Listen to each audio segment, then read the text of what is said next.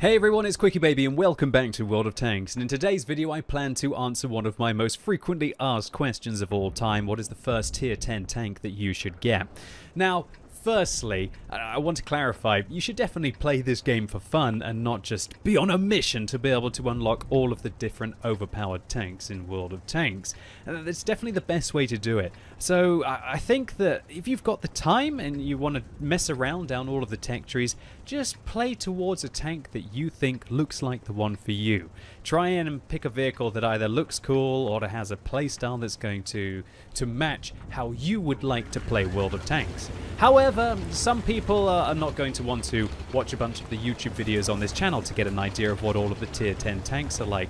A lot of you don't have the time to tune into my tech tree showcases to be able to see what each line is, where I do one a week. And in fact, the game that you're seeing here in the Object 430U, as many of you will know, was what I showcased the entirety of the line on my Twitch channel just on Sunday. So if you've got the time to be able to check out all of those videos, then you'll have a rough idea of what they play out like. World of Tanks is a bit of a weird one, really, because quite often the tier 10 tanks are very different to their lower tier counterparts. Just think about the American auto-loading heavy line, for example. At tier 8 you're playing a medium, at tier 9 you're playing a medium, but at tier 10 you're playing a heavy, and at tier 7 you were playing a light auto-loader. You've pretty much not learnt the playstyle that you need to be able to succeed in that tech tree, but probably right up until you get to about tier 9, I think, and you won't have an idea of how the T57 Heavy is going to play if you went into it blind. However, for the other people out there who just really want the 10-minute answer, I can't really explain what all of the different tier 10 vehicles are like in such a short period of time. So I'm going to give you a one-word answer. 430U, or a two-word answer, Object 430U. Yeah, this vehicle is just absolutely insane in World of Tanks. When it first went in, I played around with it quite a bit. I think I played about 100 games, but since then I haven't really played it that much because it just feels like you're just cutting your way through the enemy team. It just seems to have no weaknesses. It has kind of heavy tank armor. Do you see how I'm it's how I'm side-scraping out around the corner against tier 9 tank destroyers with 286mm of pen. The accuracy on this vehicle, while it's supposedly the worst of any of the tier 10 medium tanks, I just really don't think that accuracy in World of Tanks even means that much unless you truly are engaging against pinpoint weak points of the enemy vehicles at 500 meters. But how often is that really going to happen, that you need something like the Stridsvagn 103B? Most of the engagements are either close quarters, especially down a lot of the corridor maps, or you're working a ridgeline. Now, a vehicle like this isn't going to work a ridgeline, but there's plenty of opportunities all around the map to be able to go to where you can get these kind of corner fights that a vehicle like this excels at. It's got alpha damage, it's got enough penetration. If you dab the 2 key, you've got 340mm of heat pen. That's enough to go through the front of everything. Unlike some of the auto-loading medium tanks like the TVP or even the AMX-30B, which have quite poor premium rounds on those vehicles, and they struggle to go through the front of some super heavily armored tanks. You also got the alpha damage on this vehicle, as I mentioned, 440 on its standard rounds. I just bounced 300mm of SU-130PM heat pen off the front of this vehicle. I'm just going to ram him to death because he's a very lightly armored tank and I want to save my alpha damage for the back of the Object 704. And your rate of fire isn't even that bad. 2,588 DPM would be pretty darn good on a tier 10 heavy tank. It's not 10 out of 10 for a medium, but remember this isn't really a true medium. The only thing that it has medium's, shall we say, capacity, the only true medium things about this vehicle would be, well, the differences between this and the heavy is that it's got all the mobility to be able to get where it needs. It's got incredible traverse speed on hard terrain, 50 degrees a second, on medium terrain, 42 degrees a second. And of course, as it's a very low profile tank and it's not a heavy, it also has incredible camo rating, both when stationary and also when on the move. Now I'm wiggling my gun in the front of the defender there in front of me to hopefully try and get him to shoot my gun rather than shoot my tank. And I'm tracked for the second time. I don't have a repair kit, and I notice there's a Type 4 heavy down the alleyway. I turn, I kill the defender, and then I see that the Object 252U on the enemy team is actually shooting at my defender, so that's going to be an easy thing to waltz towards. You can facehug in this tank. You can trade with the higher alpha damage than it has in any of the tier 10 medium tanks apart from the 121. You've got the camo to be able to make plays that a heavy tank can't, and you're not hampered on the view range as well. For some reason this tank gets 400 meters view range. So if you're so inclined and you want to use coated optics on this vehicle and you've got a decent crew, you can still get up to about 490 if not 500 meters view range with a fully tricked out crew and some consumables. And so it just really means that this tank has just got no disadvantages at all. You could argue, well, it doesn't have the best aim time for tier 10 medium tanks. Sure, it's not going to be snapshotting like something like an Object 140.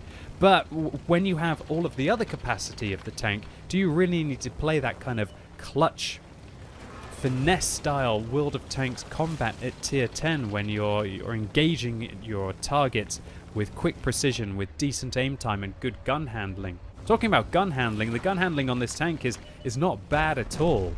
And furthermore, with, as I mentioned, the ground resistances, you can just whip your way over terrain to be able to close the distance with your opponents to negate that aim time or even that accuracy disadvantage. Having finished off the... Well, actually, sorry, we didn't finish off the T-54. It's actually the defender on our team who managed to shut him down. Now we're going to be turning our attention to this T-110E5. But as I'm firing a heat round, I'm a bit nervous about firing it into the side because the tracks will be able to protect his armor.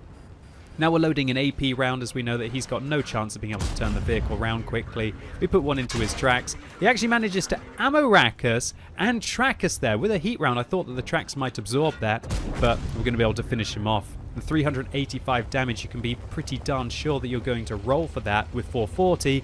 If I'd been with another vehicle with a 105mm gun, then we would have had to, of course, probably take a 50-50 chance to be able to shut him down with a single shot. And it's all of the key strengths like this of the vehicle that just allow it to waltz over at least the majority of the enemy team. 7,200 damage in just over 6 minutes. The accuracy didn't really seem to hold us back. 0.4 doesn't really seem to mean anything in World of Tanks compared to 0.25 on the Stridsvagn 103B, for example. And the fact that this wasn't even an ace tanker shows you how truly monstrous and dominant this tank is. Consequently, that means that the Object 430U has the second highest win ratio of the non-reward vehicles at tier 10 of any class, after, yeah, you guessed it, the Object 268 version 4. In turn, these facts combined with the vehicle's just all-round impressive statistics mean it's very hard to recommend any other tank as your first tier 10 vehicle. Its armor is going to keep you alive through the apocalypse, the high alpha damage means that you can outtrade your opponents without being clutch, and the vehicle's mobility will allow you to keep pace with medium vehicles and to outmaneuver all but the fastest of heavy tanks in the game. But the true difference between this vehicle and a tank like the WZ-111-5A, the 113, or even the Object 277 is that its camouflage is outrageously good. In fact, my Object 430U has 36% concealment when stationary and over 27% when moving, meaning that if somebody's got 500 meters view range, they're only going to see you at about 390 meters, which gives the vehicle a huge advantage over heavy tanks and quite a few larger tank destroyers. It's clear to me that the Object 430U seems to be overperforming in World of Tanks, a lot like the Object 268 version 4 still is, but whether Wargaming want to step up and do anything about it is another question. And to conclude, at least until they do something about it, it's really hard to recommend any other tier 10 tank to be your first vehicle in World of Tanks. And if I don't sound like a beacon of happiness in this video while making this recommendation, that's because it's kind of with immense regret that I have to make it. There just shouldn't be a medium tank like this in the game that is so powerful and dominant that all other recommendations would seem that if they were for some kind of a hipster of World of Tanks. It's a sad fact that whenever I sign up in something like a Leopard 1 and I get matched up in the matchmaker against an Object 430U on the enemy team, especially if it's a +2 game, I'm kind of almost feeling sorry for my team. Because it doesn't really matter if a tier 8 or a tier 9 shoots a Leopard 1, but boy, can a 430U absolutely rip apart Tier 8 and Tier 9 vehicles. In fact, when I think about it, the 430U probably shouldn't even meet other medium tanks. It should have to meet vehicles like the WZ-111-5A or the 113 or the Object 277. Because that's what it's mostly akin to. And when one team ends up getting a super heavily armored medium tank that can still do 80 or 90% of the damage roll that others can, while one team gets kind of a lightly armored support vehicle that has to hide away towards the midline, then there's no wonder why one would be getting such a higher win ratio, at least globally on average, than the other. Anyway, that's it for today, ladies and gents. I hope you enjoyed this one. If you did, give it a thumbs up, but if you hated it, give it a thumbs down. And let me know in the comments how you would tinker with the stats of the Object 430U to make it just not the clear choice to pick. Or alternatively, if you disagree with me and you think that this vehicle is absolutely horrible, what would you do to improve it? And as always, thank you so much for watching. You've been epic, and hopefully I'll see you soon.